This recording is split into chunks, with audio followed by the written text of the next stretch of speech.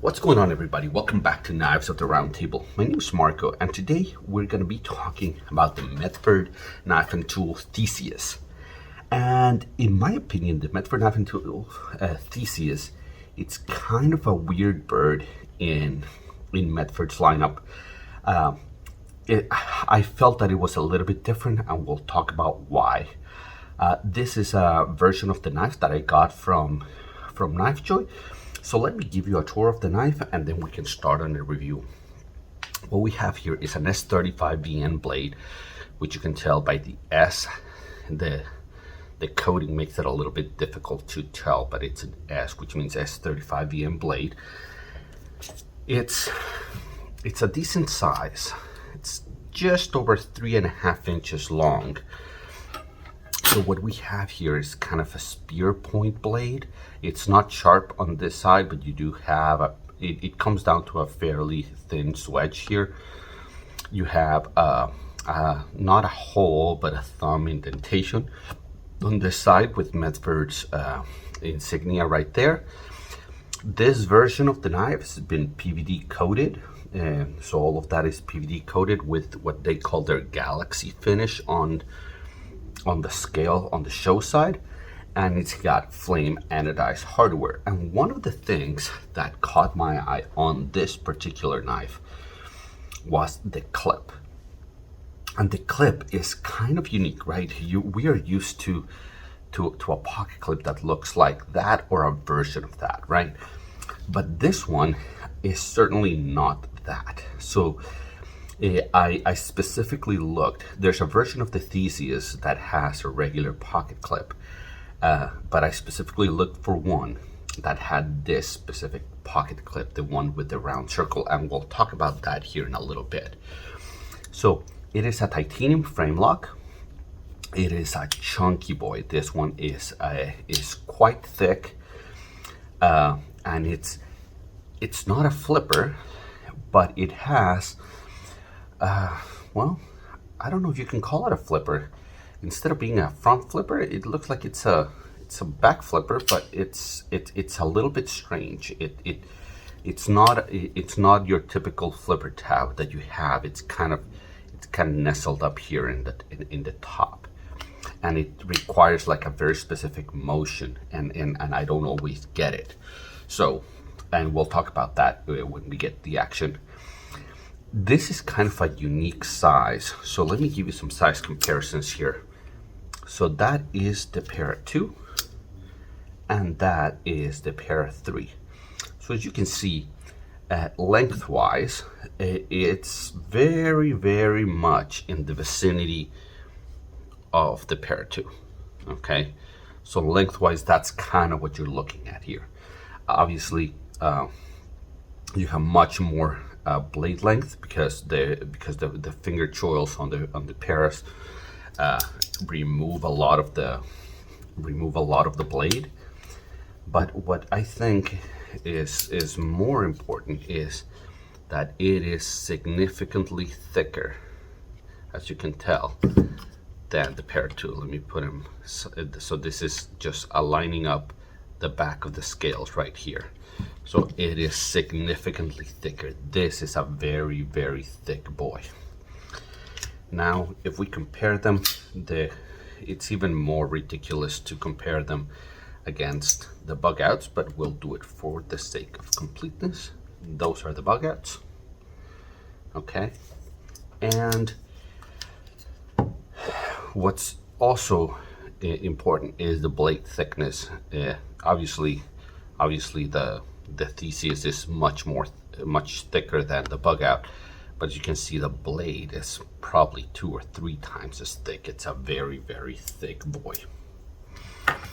So let's start with our review here, and let's first talk ergonomics. And it has weird ergonomics, and they're not great. They're not great. It's fairly thick. It's fairly thick in this dimension, so it fills your hand very well. But for a knife that is so big, my hand feels cramped between this curve right here and this curve. I am missing just a tad bit of space. My pinky, I don't know if you can tell, but it feels like that is high up on that curve. So that's not comfortable at all.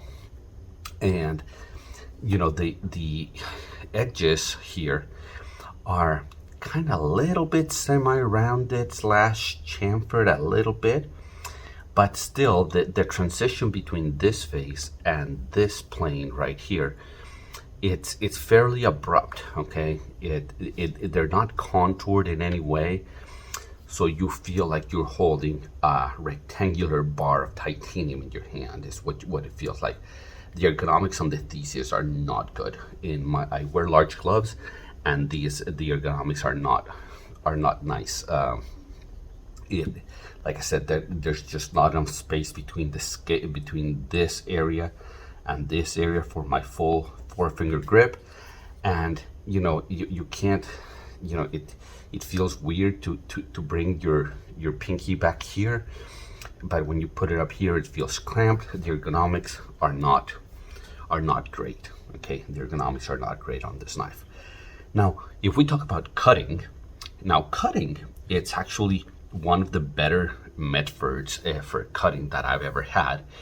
The blade, even though it's very thick, it's hollow ground, and it's hollow ground very, very thin. It comes to a really, really nice and thin edge, especially for shallower cuts, right? When you're trying to push the cardboard, you eventually get to this very thick portion and you start to wedge stuff. But for shallower cuts, man, this hollow ground, it's very, very slicey. And it came, as most Medfords do, very, very sharp out of the box. I've used it a while, so it probably needs a touch up by now. But cutting, it's really, really good. Or I should say, a lot better than most Medfords. Okay, Medfords are generally not, they cut. Okay, they get most of the tasks that I need done, and that's not the argument here whether they cut or not. Is how they cut relative to other knives, right? And what I think is that Medford knives, they're not great cutters. They're more pry bars and wedges with a sharpened edge that more than anything. But in that realm, okay, in the realm of Medford knives, what you have here with the Theseus is a slicier Medford. I think one of the sliciest ones I've ever had. I've had the Eris, the Praetorian Genesis. I've had the Micro Praetorian. I've had a Meaty Marauder, and this is by far a better cutter than any of those. So, cutting in the realm of Medford knives, and they're kind of their own little universe, in my opinion. Medford is. Then in that realm, they, in the land of the blind, the one-eyed man is king, right? So this is the one-eyed man. Okay. Speaking of ergonomics, it's this button for the clip. It feels really weird in the hand. You do feel like there's a button there. So I forgot to mention as part of the ergonomics. Now, fit and finish. Man, this is really, really, really well done. There's some design aspects of this that I'm not crazy about, like the ergonomics on this or the fact that there's no contouring. But the intent, what they intended to do, what they've built here is incredibly well built, okay? It feels, the action is very Medford, it's very, very smooth, it's glassy, it's hydraulic, it feels 100% premium. And what you have, the flaming on this, sometimes it's hard to capture DLC on a camera. So I'm trying to see I'm trying to move it slowly so that you capture the contrast between the black and the colors, and that is excellently done. I do think that for what Medford is trying to achieve, what Greg is trying to achieve, he builds a good quality product. I think they're a bit overpriced for what they are, but the fit and finish, I really can't argue with the fit and finish. I think it's excellently done. Uh, I like I like some of the details, right? The flaming. He keeps changing the hardware, the lanyard hole that you got here in the back, the the galaxy flaming that he's done on this is just all of it. The DLC is, I've used this quite a bit, and the DLC has held remarkably well, a lot better than a lot of my other DLC coded blades. So fit and finish is excellent. Now action. So in my opinion, Medford knives are not known for their great action, and I've recently purchased a Smooth Criminal, and that's supposed to be kind of one of their better action ones. So we'll see how that one does. But this one I feel is a little bit better than the Mini Marauder or the Micro Praetorian. Okay, those knives just have the thumb, so you have to do the thumb deployment. And this one I can do the thumb deployment only if I do wrist. There's no way I can get it without any wrist.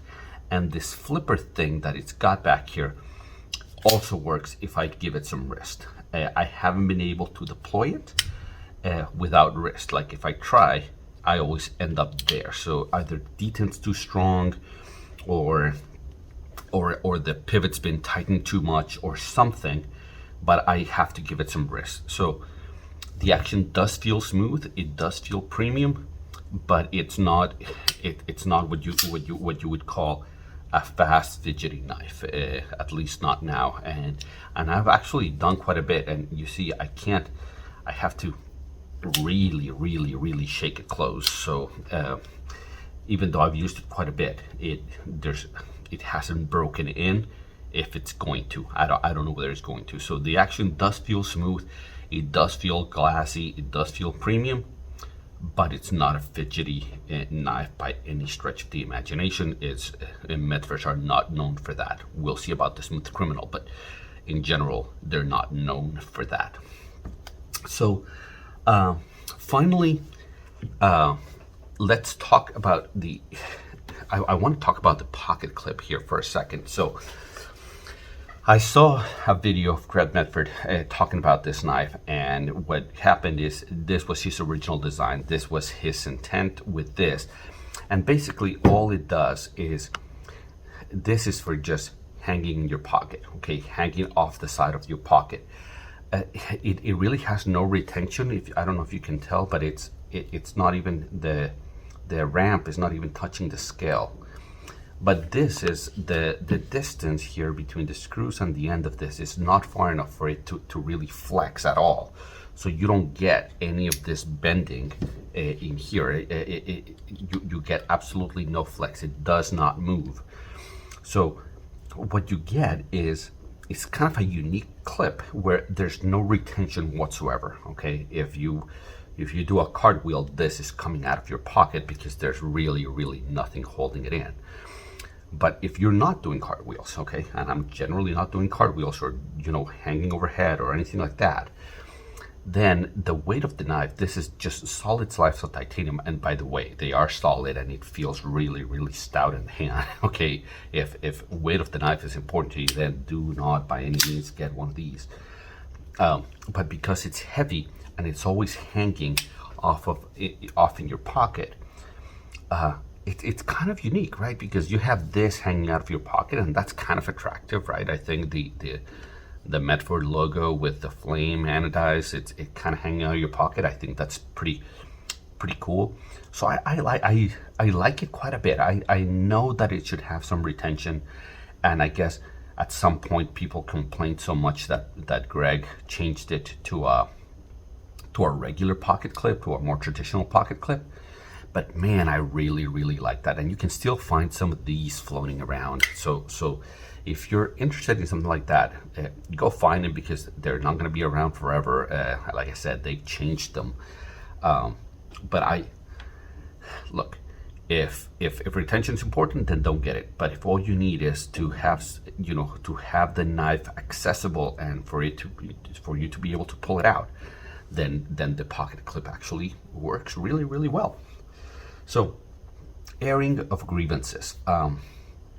I think the first thing is the ergonomics.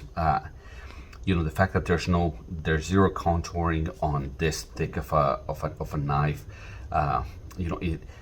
It's kind of weird because it's so thick that it's kind of meant for a bigger hand, but then the space in between here is not enough for a bigger hand. So there's kind of this contrasting design philosophy here, that it's kind of a big hand in the thickness and the size and the depth and all of it, except in the space where you put your hand. So I think there's a little bit of a discrepancy here. There's not enough space here.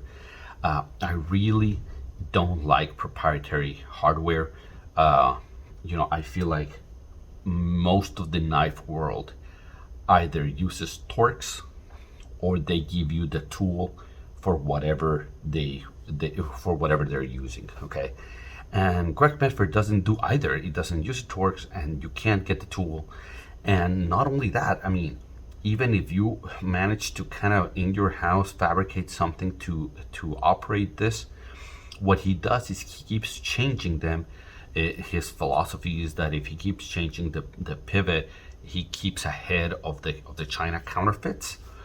In my opinion, that only makes it easier, because if the pivots were always the same, then we would know which pivot is a Medford pivot. If he keeps changing them, then we as users who are buying the knives, we don't know if he must have changed it, right? If we see a different pivot, then he must have changed it, and we don't know. So, I mean, he might know, right? But we as the users, we will not know, and we can't take apart our knives. And it's been talked about enough. Where, look, we like to disassemble our knives, fine tune the action to where we want it. Just maintain our blades, be able to lubricate them, and do everything. And he's spoken about this. I just don't agree with him at all. He asks you, well, send the knife in and we'll take care of it. I don't, look, it's gonna take weeks, right? It takes a couple of days to get there. It takes money to get there. He keeps it for however long, and then he sends it back. I just don't want to deal with that. So the fact that he doesn't let me maintain my blade is just I don't like that at all. And lastly, I've always said, as a person who owns 4 or 5 Medfords, I love the designs, okay, and I think they're beautiful objects, but they are overpriced objects, okay. They make no mistake. I mean, this is slabs of titanium running on phosphor bronze washers with an S35 EM blade. There's hundreds of knives, even American-made knives, okay, that cost $200-300 less, with better specs, right? M390 blades, titanium and bearings. So I do think that Medford knives are overpriced. I really do. I understand that most of his blades are hand ground, and there's some cost in that, but man, $200 overpriced per knife, I think that's a lot. So I do think that they're well made, they're beautifully designed, they are awesome objects. They're not the greatest of cutters, but they're overpriced. So if you like them and you enjoy having them, it's okay to have an overpriced thing in your collection if you enjoy it. But make no mistake, and do not deceive yourself that the fact that they're overpriced. So guys, that is your review of the Medford Knife and Tool Theseus. Hopefully you enjoyed it. If I earned it, only if I earned it, then like and subscribe. And don't hit the notification button. Nobody likes to get notified of anything. You know where my content is if you want to see it. And until I see you at the next one, take care.